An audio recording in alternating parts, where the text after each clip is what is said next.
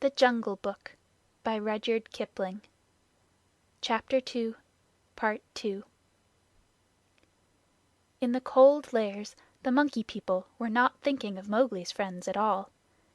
They had brought the boy to the Lost City, and were very pleased with themselves for the time. Mowgli had never seen an Indian city before, and though this was almost a heap of ruins, it seemed very wonderful and splendid. Some king had built it long ago on a little hill. You could still trace the stone causeways that led up to the ruined gates where the last splinters of wood hung to the worn, rusted hinges. Trees had grown into and out of the walls, the battlements were tumbled down and decayed, and wild creepers hung out of the windows of the towers on the walls in bushy hanging clumps. A great roofless palace crowned the hill, and the marble of the courtyards and the fountains was split and stained with red and green, and the very cobblestones in the courtyard where the king's elephants used to live had been thrust up and apart by grasses and young trees. From the palace you could see the rows and rows of roofless houses that made up the city, looking like empty honeycombs filled with blackness, the shapeless block of stone that had been an idol in the square where four roads met, the pits and dimples at street corners where the public wells once stood, and the shattered domes of temples with wild figs sprouting on their sides. The monkeys called the place their city, and pretended to despise the Jungle People because they lived in the forest. And yet they never knew what the buildings were made for, nor how to use them. They would sit in circles on the hall of the king's council chamber and scratch for fleas and pretend to be men, or they would run in and out of the roofless houses and collect pieces of plaster and old bricks in a corner, and forget where they had hidden them, and fight and cry in scuffling crowds, and then break off to play up and down the terraces of the king's garden, where they would shake the rose trees and the oranges in sport to see the fruit and flowers fall. They explored all the passages and dark tunnels in the palace, and the hundreds of little dark rooms, but they never remembered what they had seen and what they had not, and so drifted about in ones and twos or crowds, telling each other that they were doing as men did. They drank at the tanks and made the water all muddy, and then they fought over it, and then they would all rush together in mobs and shout, "There is no one in the jungle so wise and good and clever and strong and gentle as the Bandar log." Then all would begin again, till they grew tired of the city and went back to the tree tops, hoping the Jungle People would notice them. Mowgli, who had been trained under the law of the jungle, did not like or understand this kind of life. The monkeys dragged him into the Cold Lairs late in the afternoon, and instead of going to sleep, as Mowgli would have done after a long journey, they joined hands and danced about and sang their foolish songs. One of the monkeys made a speech and told his companions that Mowgli's capture marked a new thing in the history of the Bandar log, for Mowgli was going to show them how to weave sticks and canes together as a protection against rain and cold. Mowgli picked up some creepers and began to work them in and out, and the monkeys tried to imitate, but in a very few minutes they lost interest and began to pull their friends' tails or jump up and down on all fours, coughing. "I wish to eat," said Mowgli. "I am a stranger in this part of the jungle. Bring me food, or give me leave to hunt here."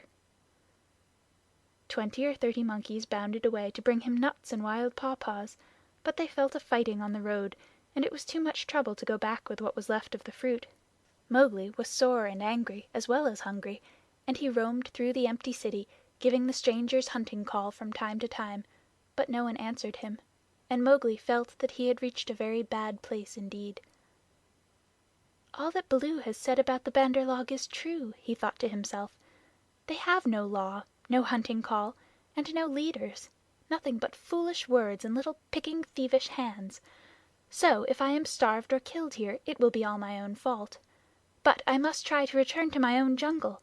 Baloo will surely beat me, but that is better than chasing silly rose leaves with the Bandar log." No sooner had he walked to the city wall than the monkeys pulled him back, telling him that he did not know how happy he was, and pinching him to make him grateful. He set his teeth and said nothing, but went with the shouting monkeys to a terrace above the red sandstone reservoirs that were half full of rain water. There was a ruined summer house of white marble in the center of the terrace, built for queens dead 100 years ago. The domed roof had half fallen in and blocked up the underground passage from the palace by which the queens used to enter, but the walls were made of screens of marble tracery, beautiful milk-white fretwork, set with agates and cornelians and jasper and lapis lazuli, and as the moon came up behind the hill it shone through the open work, casting shadows on the ground like black velvet embroidery.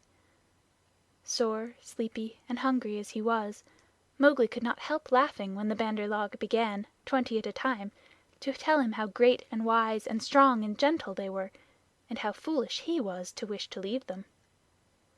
"We are great. We are free. We are wonderful. We are the most wonderful people in all the jungle.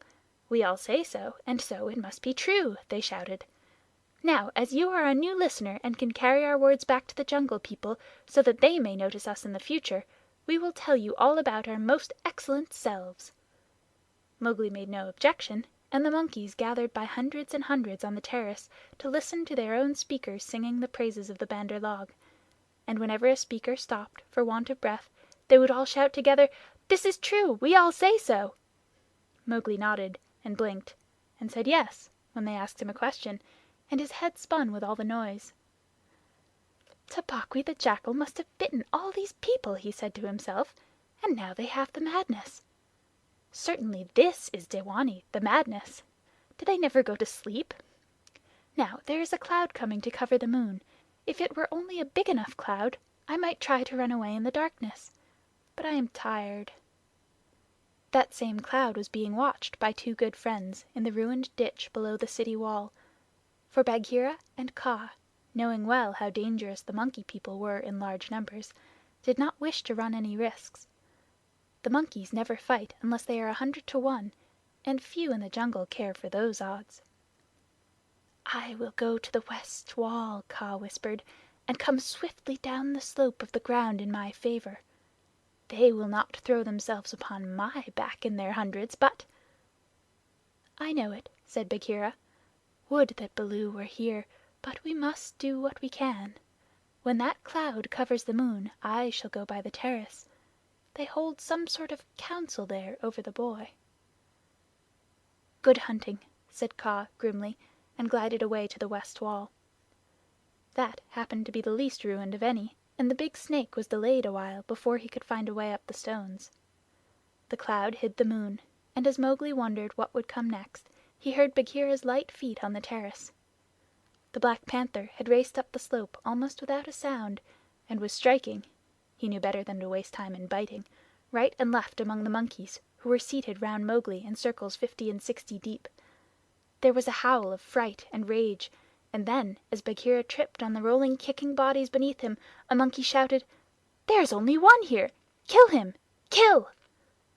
A scuffling mass of monkeys, biting, scratching, tearing, and pulling, closed over Bagheera, while 5 or 6 laid hold of Mowgli, dragged him up the wall of the summer house, and pushed him through the hole of the broken dome.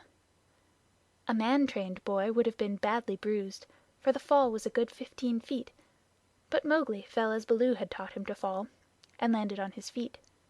"Stay there," shouted the monkeys, "till we have killed thy friends, and later we will play with thee, if the Poison People leave thee alive."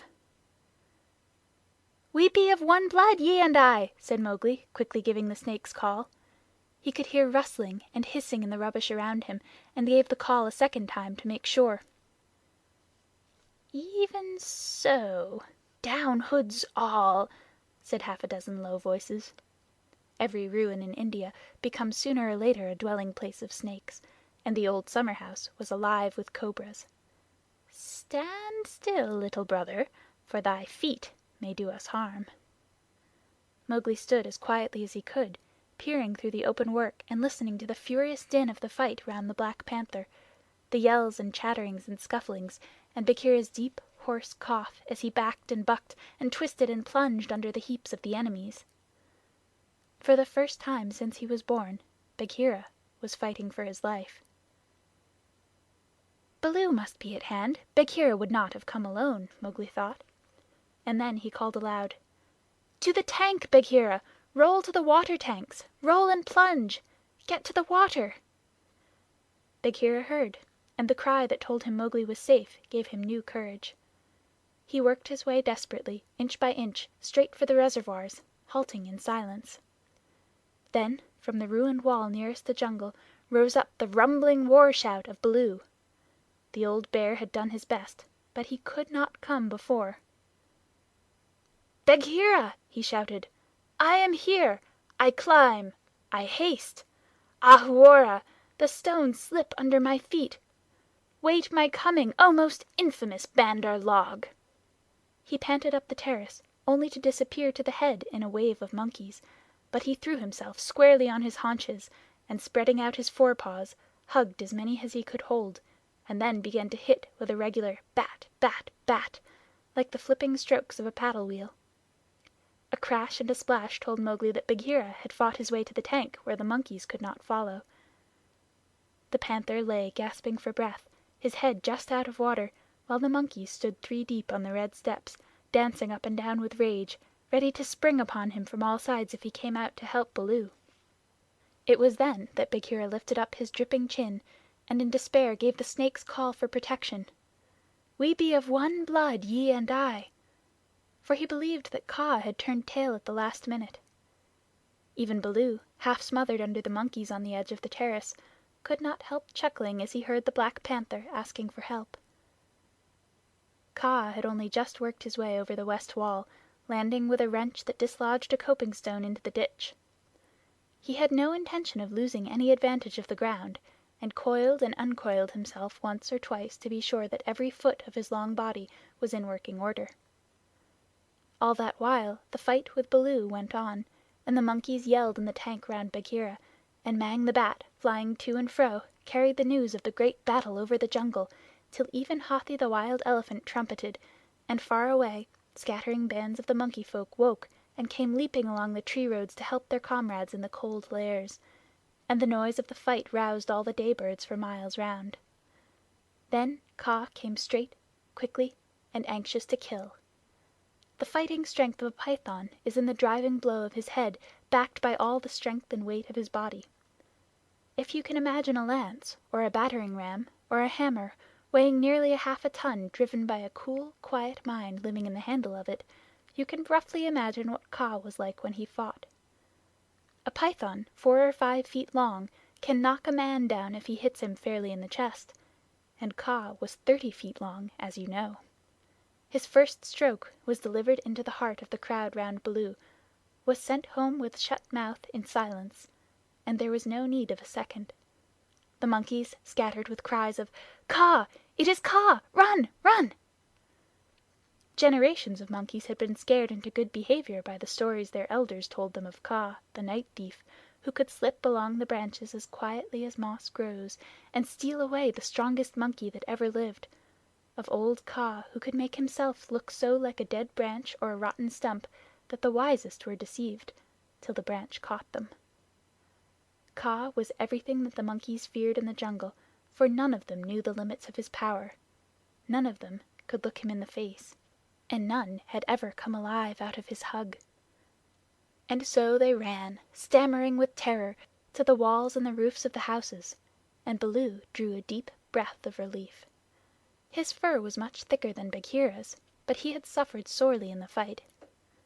Then Kaa opened his mouth for the first time and spoke one long hissing word, and the far-away monkeys, hurrying to the defense of the cold lairs, stayed where they were, cowering, till the loaded branches bent and crackled under them. The monkeys on the walls and the empty houses stopped their cries, and in the stillness that fell upon the city Mowgli heard Bagheera shaking his wet sides as he came up from the tank. Then the clamor broke out again. The monkeys leaped higher up on the walls. They clung round the necks of the big stone idols and shrieked as they skipped along the battlements, while Mowgli, dancing in the summer-house, put his eye to the screen-work and hooted owl fashion between his front teeth to show his derision and contempt. "Get the man cub out of that trap. I can do no more," Bagheera gasped. "Let us take the man cub and go. They may attack again." "They will not move till I order them to. Stay you so!" Kaa hissed, and the city was silent once more. I could not come before, brother, but I think I heard thee call." This was to Bagheera. "I may have cried out in the battle," Bagheera answered. "Baloo, art thou hurt?" "I am sure that they did not pull me into 100 little bearlings," said Baloo, gravely shaking one leg after the other. "Wow, I am sore! Kaa, we owe thee, I think, our lives, Bagheera and I." "No matter. Where is the manling?" "Here, in a trap. I cannot climb out," cried Mowgli. The curve of the broken dome was above his head. "Take him away. He dances like Mor the Peacock. He will crush our young," said the cobras inside. "Ha!" said Kaa with a chuckle. "He has friends everywhere, this manling. Stand back, manling, and hide you, O Poison People. I break down the wall." Kaa looked carefully till he found a discolored crack in the marble tracery, showing a weak spot, made 2 or 3 light taps with his head to get the distance, and then, lifting up 6 feet of his body clear of the ground, sent home half a dozen full-power smashing blows, nose first.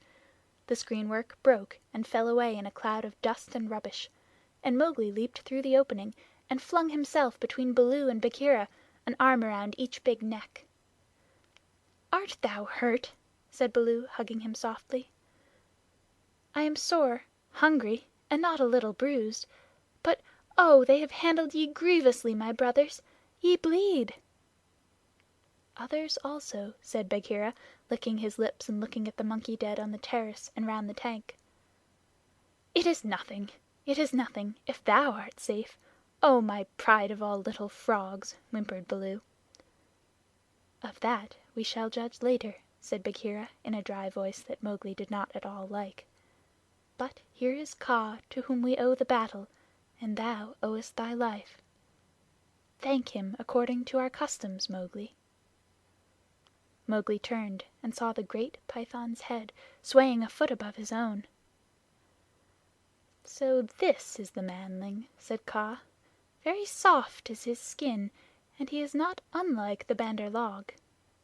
Have a care, manling, that I do not mistake thee for a monkey some twilight when I have newly changed my coat." "We be of one blood, thou and I," Mowgli answered. "I take my life from thee tonight. My kill shall be thy kill if ever thou art hungry, O Kaa." "All thanks, Little Brother," said Kaa, though his eyes twinkled. "And what may so bold a hunter kill? I ask that I may follow when next he goes abroad." "I kill nothing. I am too little. But I drive goats toward such as can use them. When thou art empty, come to me and see if I speak the truth. I have some skill in these," he held out his hands, "and if ever thou art in a trap, I may pay the debt which I owe to thee, to Bagheera and to Baloo here. Good hunting to ye all, my masters."